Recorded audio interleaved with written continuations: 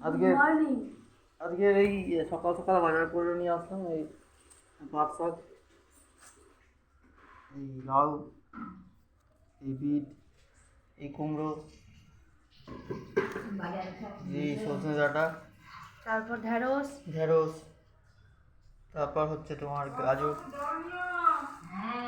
এই সব কর্মব্যস্ততার মধ্যে নানা রকম। কুলেখাড়া কেন এনেছো? কুলেখাড়া এনেছি একটু রক্তভক্ত হবে বলে। হ্যাঁ, শরীরে রক্ত বলে কমে যাচ্ছে। পটল আর টমেটো আছে। হ্যাঁ, এই জন্য। এবার তুমি কি করবে?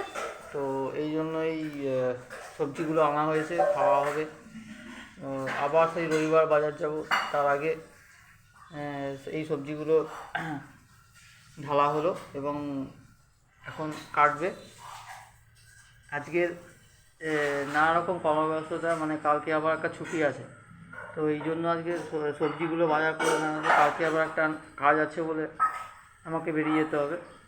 তো আজকেরই বাজার ফাজার শেষ হলো।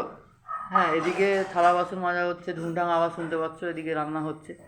তো এই হচ্ছে কর্মব্যস্ততা সময়ের মধ্যেও কিছু ভিডিও আমাদের করে নিতে হয়, সেটা আজকে করলাম।